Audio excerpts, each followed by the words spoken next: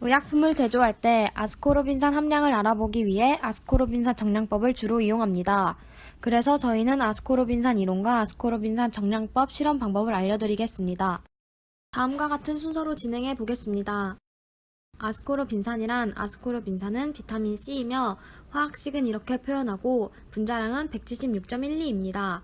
아스코르빈산 정량법을 시험할 때 아스코르빈산은 건조한 것을 사용하며 정량시 99.0에서 101.0%를 함유해야 적합 판정을 받을 수 있습니다.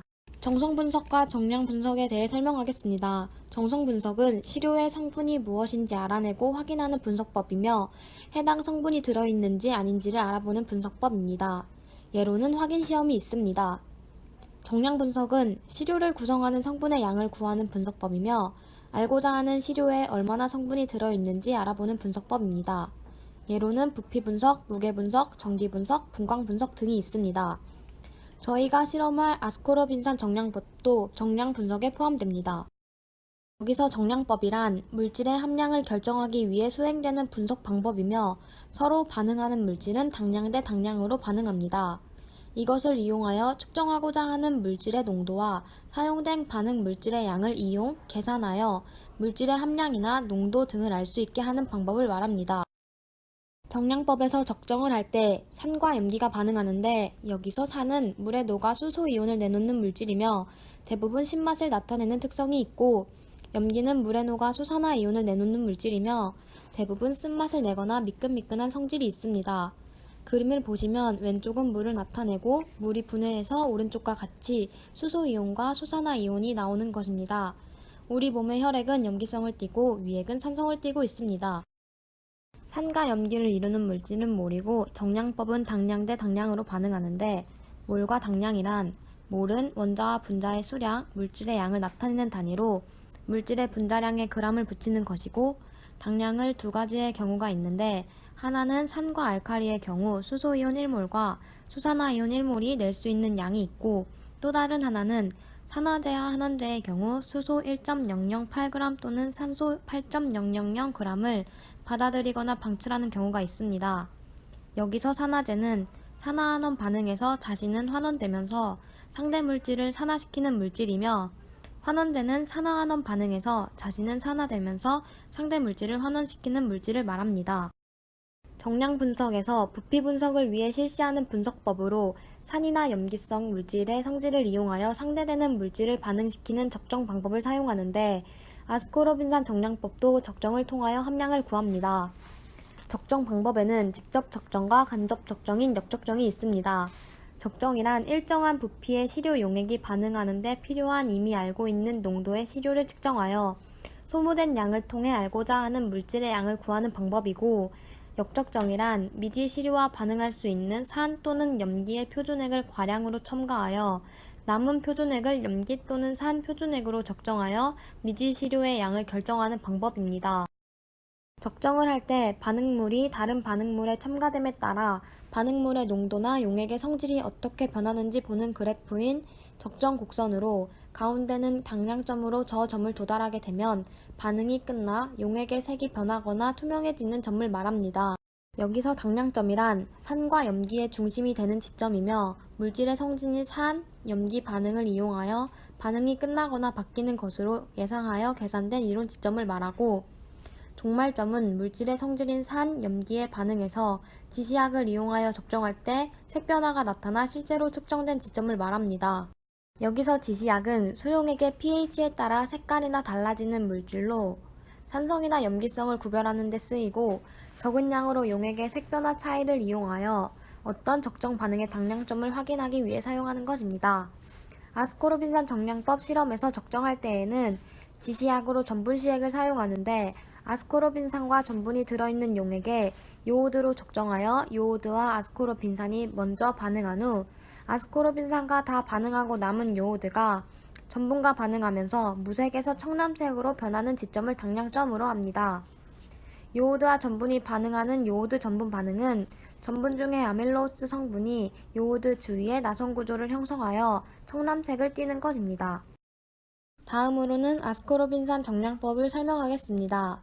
아스코르빈산 정량법은 아스코르빈산을 건조하여 약 0.20g을 정밀하게 달아 메타인산 용액 50ml에 녹이고 0.05몰 요오드액으로 적정하는데 지시약은 전분시액 1ml를 넣고 적정합니다.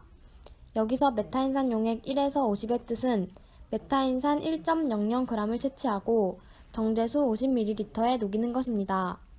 전분시액은 당량점에 도달하였을 때 청남색을 나타내고 0.05몰 요오드액 1ml는 8.806mg 아스코르빈산을 함유합니다.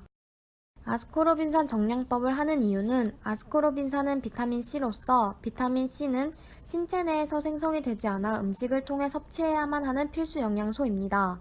콜라겐 형성의 기본 물질이기 때문에 조직의 성장과 보수에 필요하고 골절의 치료에도 꼭 필요한 성분입니다.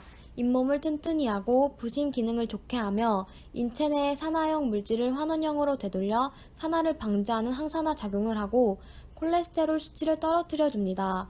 이러한 아스코르빈산을 이용하여 의약품을 제조할 때 아스코르빈산의 함량을 알아보기 위해 아스코르빈산 정량법을 하는 것입니다. 다음은 실험 시 주의해야 할 상황입니다.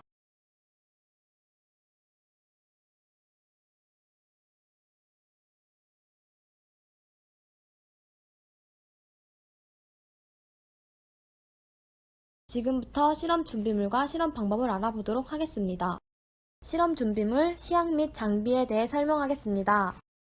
시약 및 장비로는 전자저울, 항온수조, 핫플레이트, 정제수, 피펫, 피펫 벌브, 메스플라스크, 뷰렛, 마그네틱바, 스포이드, 유산지, 실험용 장갑, 실험복, 100ml 비커, 염산, 요오드, 메타인산, L아스코르빈산, 전분, 요오드와 칼륨을 사용하였습니다. 메타인산과 염산은 위험한 시약, 시액이므로 사용할 때 주의하여야 하며 실험복과 실험용 장갑을 꼭 착용합니다. 염산을 채취할 때에는 푸무드에서 채취합니다. 시액을 조제하는 방법에 대해 설명하겠습니다. 메타인산 용액의 조제 방법은 다음과 같습니다. 자세히 설명하면 전자저울에 메타인산 2.00g을 정밀하게 채취합니다. 메타인산 2.00g을 100ml 비커에 소량의 정제수를 사용하여 녹입니다. 100ml 메스플라스크에 소량의 정제수로 녹인 메타인산을 옮긴 후 비커를 두세 번 세척해 주어 100ml 메스플라스크에 옮겨줍니다. 100ml 메스플라스크에 메니스커스를 맞춥니다. 100ml 메스플라스크에 용액을 비커로 옮겨줍니다. 라벨링을 해줍니다. 그 다음 전분 시액 조제 방법은 다음과 같습니다. 전자저울에 전분 1.00g을 정밀하게 채취합니다. 전분 1.00g을 10ml 냉수와 섞어줍니다. 열탕 200ml 중에 전분 1.00g과 냉수 10ml 녹인 액을 저어주면서 천천히 넣어줍니다. 반투명해질 때까지 끓여줍니다. 끓인 액을 방치한 후 맑은 액을 사용합니다. 라벨링을 해줍니다. 대한민국 약전 일반시험법에 기재되어 있는 대로 묽은 염산 용액의 조제 방법은 다음과 같습니다. 염산 35.0에서 37.0%를 피펫으로 2.36ml 채취합니다. 정제수 10ml를 넣어 희석합니다. 라벨링을 해줍니다. 다음은 요오드와 칼륨 용액 0.05몰 요오드액 조제 방법입니다. 전자저울에 요오드와 칼륨 4.00g을 정밀하게 채취합니다. 정제수 10ml에 녹입니다. 전자저울에 요오드 1.30g을 정밀하게 채취합니다. 요오드와 칼륨 용액 10ml에 요오드 1.30g을 녹입니다. 묽은 염산 0.1ml를 첨가하고 100ml 메스플라스크에 메니스커스를 맞춥니다. 라벨링을 합니다. 그 다음은 뷰렛을 깨끗하게 세척한 후 0.05몰 요오드 액으로 뷰렛을 전처리합니다. 뷰렛에 용액을 넣을 때에는 항상 눈높이 아래에서 넣어줍니다. 뷰렛에 0.05몰 요오드 액을 넣은 후 눈금을 확인하고 뷰렛 스탠드에 꽂습니다. 아스코르빈산 용액의 조제 방법은 다음과 같습니다. 전자저울에 아스코르빈산 0.20g을 정밀하게 채취합니다. 조제한 메타인산 용액 50ml에 아스코르빈산 0.20g을 넣어줍니다. 아스코르빈산 용액에 마그네틱바와 전분시액 1ml를 넣습니다. 적정하기 전 0.05몰 요오드액의 예상 소비량을 구합니다. 식은 다음과 같습니다. 0.05몰 요오드액 예상 소비량은 22.7ml입니다. 이제 적정을 통해 0.05몰 요오드액 실제 소비량을 구해보도록 하겠습니다. 예상 적정량이 22.7ml이므로 22.7ml 넘지 않을 정도의 근처까지 요오드액을 쭉 뺍니다.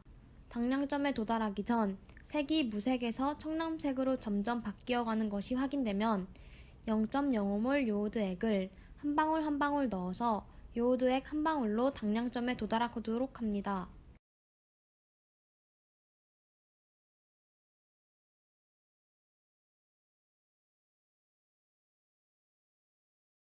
당량점에 도달한 후 0.05몰 요오드액 적정량을 확인한 후 아스코르빈산 함량을 계산하여 구합니다.